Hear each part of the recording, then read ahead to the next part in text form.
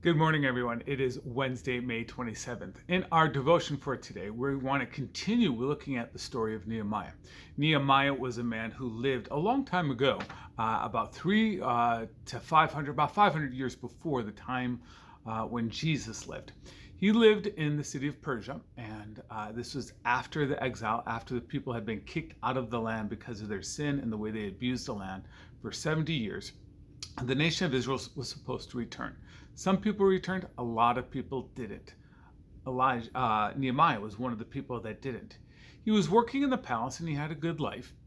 And then he discovered news that the people of Israel and Jerusalem were suffering, that they were being taken advantage of. The city wall had been destroyed, and bandits and people were causing strife, and they were causing all sorts of difficulties for those who lived in Jerusalem.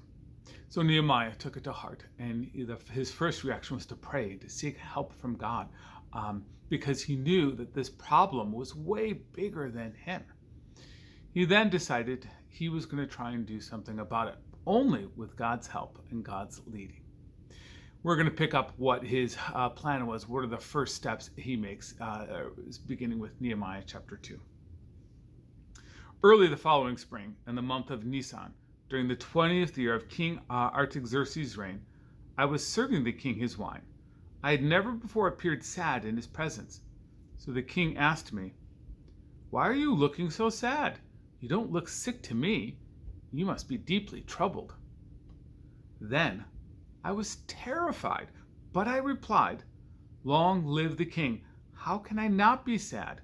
For the city where my ancestors are buried is in ruins, and the gates have been destroyed by fire." The king asked, "Well, how can I help you?"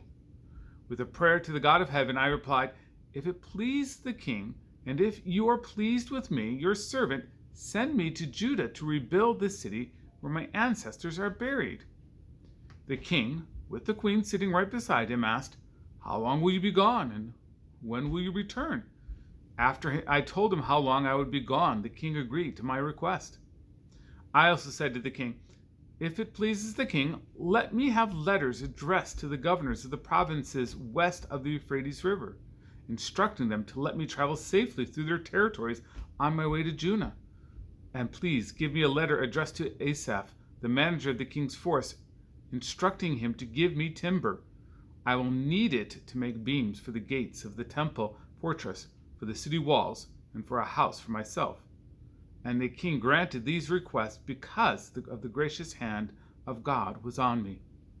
When I came to the governors of the province west of the Euphrates River, I delivered the king's letters to them. The king, I should add, had sent along army officers and horsemen to protect me. But when Sanballat the Horonite and Tobiah the Ammonite official heard of my arrival, they were very displeased that someone had come to help the people of Israel. The word of the Lord. Thanks be to God. So in this story, we have, like I said, Nehemiah hears some just really bad news, and he understands that people are suffering, and he wants to do it. He wants to do something about it. He knows that the problem is bigger than him, so he prays, and then he goes before the king. Nehemiah was the cupbearer. That means he was the person who officially tasted the wine for the king before the king would drink it to make sure it wasn't poisoned. And he had, well, in that society, a privileged lifestyle. He got to live in the palace, eat at the king's table. He got to do things and to live a lifestyle that was greater than most people, especially other Israelites. So when he goes before the king, he is terrified. He wants to ask the king to give him help, to release him from his work to go to Israel. He's going to be in Israel for not just 2 weeks, but for years. And he's also going to ask whether or not the king can provide some of the resources that he needs.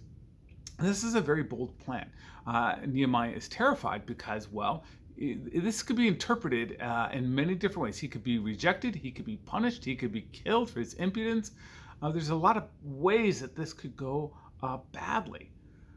But still, even in his fear, even being terrified, Nehemiah goes forward.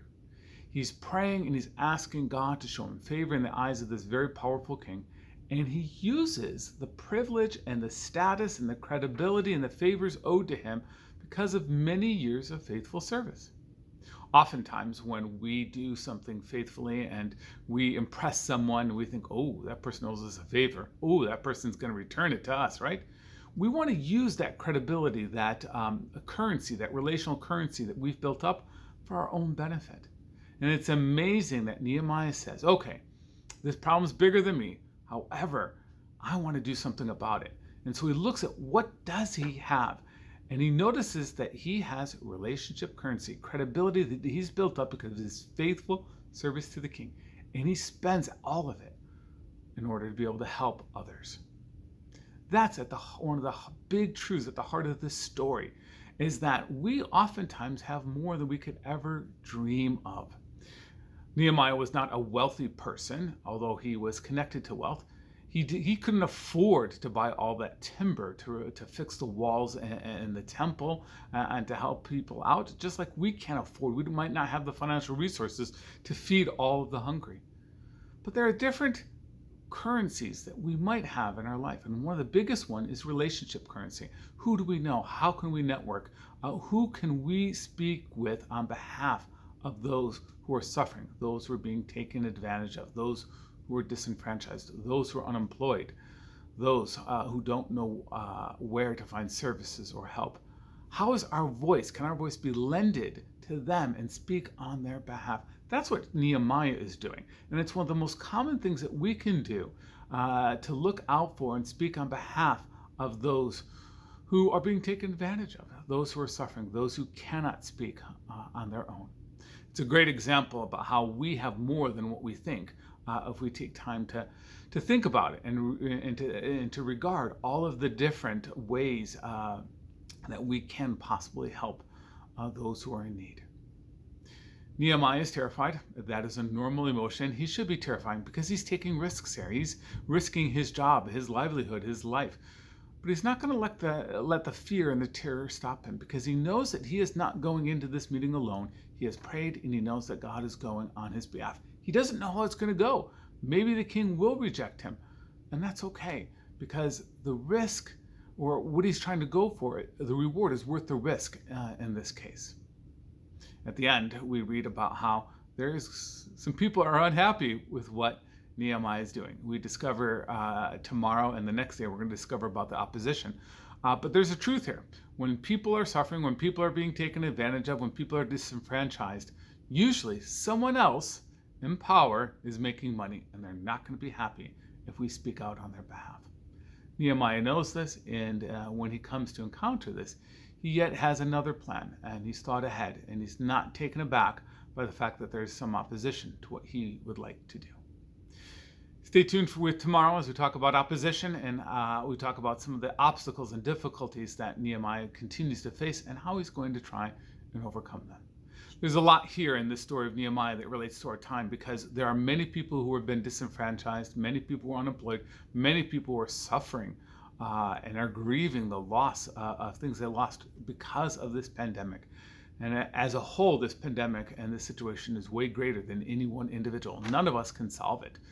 But we each can do our part. We each can do something to help alleviate, and with God's help, to do miraculous things that help those people who are in need. And Nehemiah gives us a template, a lesson about how we can do those things with God's help. It is Wednesday. That means tonight at 7 p.m. we do have our prayer meeting. Go ahead and email me your prayer requests, pastor@alpinelutheran.com, or you can send them directly to me via our church app. In the meantime, take care of yourself and look on those who are most vulnerable.